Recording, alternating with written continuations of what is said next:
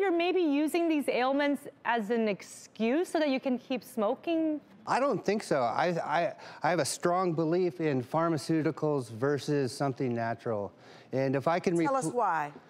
Well, because I'm supposed to be on antidepressants, anxiety medication, sleeping pills to help me sleep at night, nerve meds, muscle relaxers. And that concoction of stuff, for me, I don't agree with, and I don't like how it makes me feel. Okay. And if I could replace all that with something more natural that makes me feel balanced and normal and better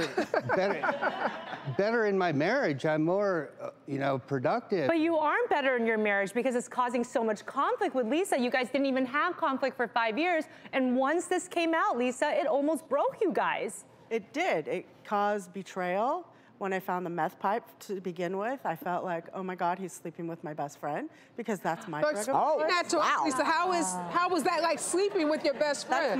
That's my drug of choice. Okay. I want to be there. Okay. What did you do when you found the pipe? You told our producers I saved it for 3 days. Wow. I didn't tell anybody I saved it. I didn't tell him I saved it. I wrapped it up in the sock and I put it in a drawer. Was there a temptation for you? Absolutely. Absolutely. Yes. It looked good. It looked clean. It looked like this is what I love. But you were able to fight that temptation, right, Lisa? After 3 days, I took it and I stepped on it and I threw it in the garbage. Good. Oh. Good. Wow. But Danny, you told our producers you don't think marijuana is a drug, right?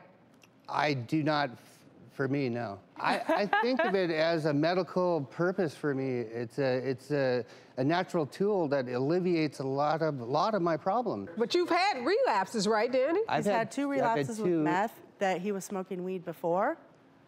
And I feel like with major drug and alcohol past, it's not appropriate for somebody who's in recovery. And Lisa, one of those times he relapses, it was so bad you had to put him out the house, right? Tell us about that. Probably after the 3rd time, after me saying, okay, the next time it happens, you're out. The next time it happens, you're out. It happened twice with meth, and finally I had to say, you know what, you can't be here. You have to go. It was the hardest thing I had ever had to do, because I love him very much. And Lisa believes that it's a trigger for her when marijuana's around the house. Is that true? It's definitely a trigger for me. I feel like I'm unsafe. This is the man who promised to keep me safe and keep my home safe. And with that in my house, I don't feel like I'm safe. I don't feel like my home is safe.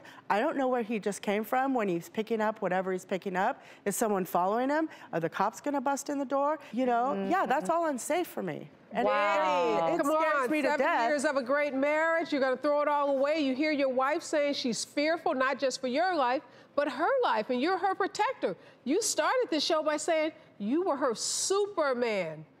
That doesn't sound like superhero kind of stuff to me. No, it doesn't.